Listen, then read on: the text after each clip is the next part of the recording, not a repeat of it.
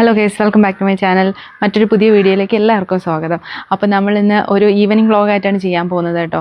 അപ്പോൾ മിറ്റമൊക്കെ ഒത്തിരി തൂക്കാനുണ്ട്. അപ്പോൾ എന്നും വൈകുന്നേരം ഞാൻ കുറച്ച് സമയം ഈ മുന്തിരി ഇങ്ങനെ പടർത്തിയിരിക്കുന്നതിൻ്റെ താഴെ വന്ന് നിൽക്കാറുണ്ട് കേട്ടോ.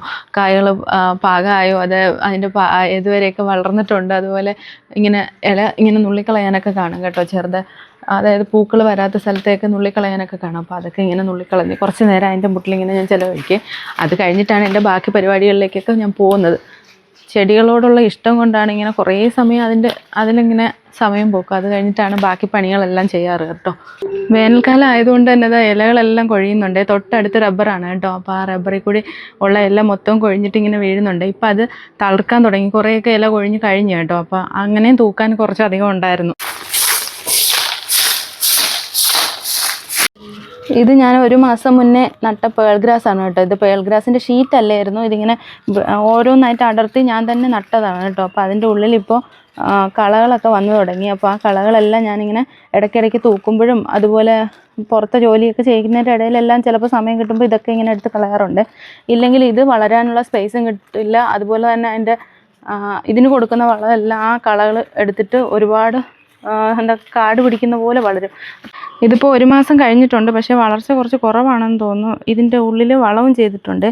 അപ്പം ഇടയ്ക്ക് നമ്മൾ ഇതിൻ്റെ അകത്ത് നടക്കുമ്പോൾ സൂക്ഷിക്കണം.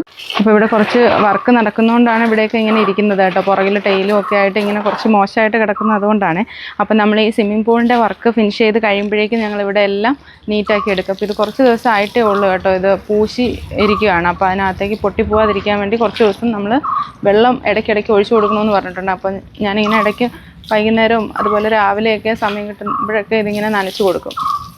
ഇതിപ്പോൾ സ്വിമ്മിംഗ് പൂളാക്കി എടുക്കുവാണ് കേട്ടോ, ഇത്രയും സ്ഥലം. അത് കഴിഞ്ഞിട്ട് നമുക്ക് അപ്പുറത്തൊരു ചെറിയ സ്പേസ് ഉണ്ട്. അപ്പോൾ അവിടെ നമുക്ക് കുറച്ച് മീനിനെ ഇടണം. അതുപോലെ തന്നെ താമരയും ആമ്പലും ഒക്കെ എൻ്റെ കയ്യിലുണ്ട്. മുന്നേ ഉള്ള വീഡിയോ കണ്ടവർക്ക് അറിയാൻ പറ്റും. എൻ്റെ ഈ വലിയ ഇതിൻ്റെ ഉള്ളിൽ ആദ്യം ഞങ്ങൾ താമരയൊക്കെയാണ് ഇട്ടിരുന്നത്. ഇപ്പോൾ അതെല്ലാം മാറ്റിയിട്ടാണ് ഇതൊരു സ്വിമ്മിംഗ് പൂൾ ആക്കുന്നത്. അപ്പോൾ അപ്പുറത്തെ സൈഡിലേക്ക് താമരയും ആമ്പലും എല്ലാം മാറ്റണമെന്ന് പറഞ്ഞിട്ടാണ് ഇരിക്കുന്നത്.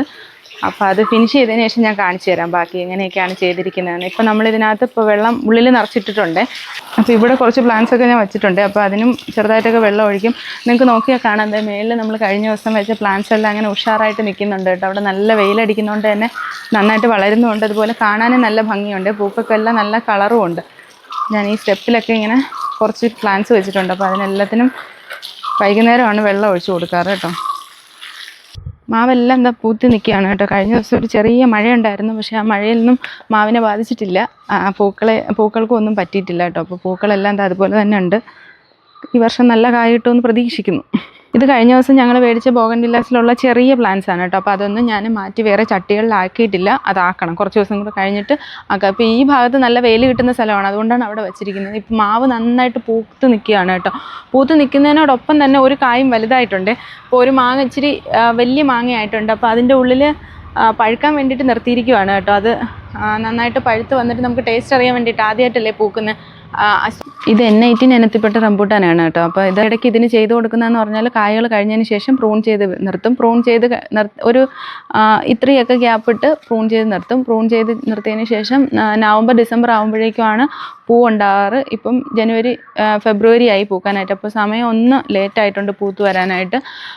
നിറയെ പൂക്കളുണ്ട് കേട്ടോ. അപ്പോൾ ഇത്തവണ നല്ല കായകൾ കിട്ടുമെന്ന് വിചാരിക്കുന്നു. കഴിഞ്ഞ വർഷത്തേക്കാളും മരം കുറച്ചുകൂടി വലുതായിട്ടുണ്ട്. ജൈവവളങ്ങൾ മാത്രമാണ് ഞങ്ങൾ ഇതുവരെ ഇതിനകത്ത് യൂസ് ചെയ്തിരിക്കുന്നത്. അപ്പോൾ ഇച്ചിരി ഒരു വലിയ ചൂര കിട്ടിയിട്ടുണ്ട്. ആ ചൂരയും കുറച്ച് നല്ല ചെമ്പല്ലിയാണ് കിട്ടിയിരിക്കുന്നത്. അപ്പോൾ നമുക്ക് ഈ ചെമ്പല്ലി ഫ്രൈ ചെയ്യാൻ വേണം. അതുപോലെ തന്നെ ഈ ചൂര നമുക്ക് കറി വയ്ക്കാൻ വേണം. അപ്പോൾ ഞാനിപ്പോൾ ആദ്യം ചെമ്പല്ലിയാണ് കട്ട് ചെയ്യുന്നത് കേട്ടോ. ചെമ്പല്ലി കട്ട് ചെയ്ത് ക്ലീൻ ചെയ്ത് മാറ്റിയതിന് ശേഷം ഞാൻ ചൂര എടുക്കാനായിട്ടാണ് ഇരിക്കുന്നത്, ക്ലീൻ ചെയ്യാനായിട്ട്. ചെമ്പല്ലി ഇച്ചിരി ഒരു ചെറിയ ചെമ്പല്ലിയാണ്, അതുകൊണ്ട് തന്നെ ഇച്ചിരി ബുദ്ധിമുട്ടുണ്ട് കേട്ടോ ക്ലീൻ ചെയ്യാനായിട്ട്. വലുതാണെങ്കിൽ നമുക്ക് വേഗം ക്ലീൻ ചെയ്ത് മാറ്റാമല്ലോ. ഇതിപ്പോൾ ചെറുതായത് കാരണം ക്ലീൻ ചെയ്യാൻ ഇച്ചിരി ബുദ്ധിമുട്ടുണ്ട്. സാധാരണ മീനൊക്കെ കട്ട് ചെയ്യുന്ന സമയത്ത് ഇവിടെ ഒരു പൂച്ച വരാറുണ്ട്. ഇന്നിപ്പോൾ അതിനെയും കണ്ടില്ല കേട്ടോ. ഒന്ന് ഇച്ചിരി ലേറ്റായി പോയതുകൊണ്ടായിരിക്കും ആളിനെ കണ്ടില്ല. എവിടെ പോയെന്നറിയില്ല. നേരത്തെ വീഡിയോയിൽ ഞാനൊരു ഷോർട്സ് ആയിട്ട് ചെയ്തിട്ടുണ്ടായിരുന്നു, ഒരു അമ്മ പൂച്ചയും കുറേ കുട്ടികളും.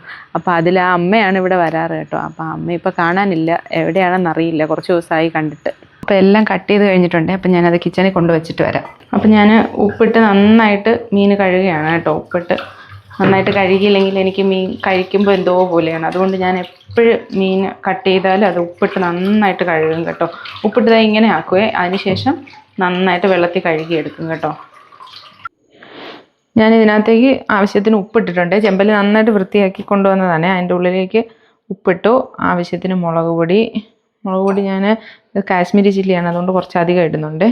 ഇനി കുറച്ച് മഞ്ഞൾ പൊടിയും കൂടി ചേർത്ത് കൊടുക്കും. കുറച്ച് മഞ്ഞൾപ്പൊടിയും അതുപോലെ തന്നെ കുറച്ച് കുരുമുളക് പൊടിയും കൂടി ചേർത്തിട്ടുണ്ട്.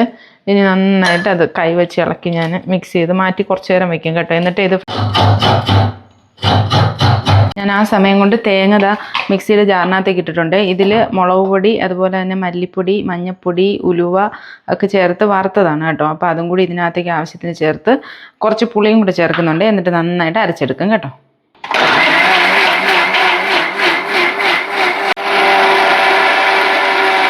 നന്നായിട്ട് അരഞ്ഞിട്ടുണ്ട്. ഇതിനകത്തേക്ക് ഞാൻ ചെറിയ ഉള്ളിയും കൂടെ ചേർത്തിട്ടാണ് അരച്ചെടുത്തത്. അപ്പോൾ അത് നന്നായിട്ട് അരച്ചിട്ട് നമുക്കിനി അടുപ്പിൽ വെച്ച് നന്നായിട്ട് തിളപ്പിച്ചെടുക്കാം. തിളച്ചതിന് ശേഷം മാത്രമേ ഞാൻ ആദ്യം നമ്മൾ കുറച്ച് കറിവേപ്പില ഇട്ടിട്ട് അപ്പുറത്തെ അടുപ്പിൽ ഞാൻ മീൻ കറിക്ക് വെച്ചിട്ടുണ്ട്. ഇനി നമുക്ക് കുറച്ച് ഫ്രൈ ചെയ്യാനുള്ള ചെമ്പല്ലിയും കൂടെ അതിൻ്റെ ഉള്ളിലേക്ക് ഇട്ട് കൊടുക്കാവേ. അപ്പോൾ രണ്ടും ഒരുമിച്ചാവുമല്ലോ. ഏകദേശം വേഗം രണ്ടും ഫ്രൈ ചെയ്തെടുക്കാവേ. ഇപ്പോൾ ഫ്രൈ ചെയ്ത് ഞാനിങ്ങനെ തിരിച്ചു ഇട്ട് കൊടുക്കുകയാണ് കേട്ടോ. ഒത്തിരി ഇളക്കി കഴിഞ്ഞാൽ ഇത് ഉടഞ്ഞു പോവേ. എനിക്ക് ഏറ്റവും കൂടുതൽ ഇഷ്ടമുള്ള മീനും കൂടിയാണ് കേട്ടോ നമ്മുടെ ചെമ്പല്ലി. അപ്പോൾ കറിയെല്ലാം തിളച്ചിട്ടുണ്ട്. അപ്പോൾ അതിനകത്തേക്ക് ഞാൻ കഷ്ണങ്ങളെല്ലാം ഇങ്ങനെ ഓരോന്നായിട്ട് ഇട്ട് കൊടുക്കുകയാണ് കേട്ടോ. ഇതിനകത്തേക്ക് പച്ചമുളകും തക്കാളിയും കൂടി ഞാൻ ഇട്ടിട്ടുണ്ടായിരുന്നു. അത് നന്നായിട്ട് തിളച്ച് വരട്ടെ കേട്ടോ. തിളച്ച് വറ്റി വരണേ. അപ്പോൾ നമുക്കൊരു കുറച്ച് വെളിച്ചെണ്ണയും അതുപോലെ തന്നെ കറിവേപ്പിലയും കൂടി ചേർക്കുമ്പോഴത്തേക്കും നമ്മുടെ കറി റെഡിയാവും. നന്നായിട്ട് വറ്റിട്ട് ഞാൻ മീൻകറിയൊക്കെ റെഡിയാവുന്ന സമയം കൊണ്ട് ഞാൻ കുറച്ച് സാലഡ് കുക്കുംബർ കൂടി കട്ട് ചെയ്ത് വയ്ക്കുവാണ്. ഇത് ശിഖയ്ക്ക് വലിയ ഇഷ്ടമാണ്. ഇതിനകത്ത് ഞാൻ പ്രത്യേകിച്ച് ഒന്നും ചേർക്കുന്നില്ല. സാലഡ് കുക്കുംബർ കട്ട് ചെയ്ത് അതുപോലെ കുറച്ച് നാരങ്ങ നീരും കൂടി മാത്രമേ ചേർക്കുന്നുള്ളൂ, കുറച്ച് ഉപ്പും കൂടി. അത് ആളിന് വലിയ ഇഷ്ടമാണ് കേട്ടോ. അത് ശിഖയ്ക്ക് മാത്രമല്ല ഞങ്ങൾക്ക് 3 പേർക്കും ഇഷ്ടമാണ്. അപ്പോൾ ഞങ്ങളിതിങ്ങനെ ചോറിൻ്റെ കൂടെ കഴിക്കാറുണ്ട് കേട്ടോ. ഇത് പുളിഞ്ചിക്ക അച്ചാറാണ്. പുളിഞ്ചിക്ക അച്ചാറും പയറ് തോരനും അതുപോലെ തന്നെ സാലഡ് കുക്കുംബറും ചൂര കറി വെച്ചതും അതുപോലെ ഫ്രൈയും ആണുള്ളത്. അപ്പോൾ ഇതുകൂട്ടി ഞാൻ കഴിക്കുവാണേ.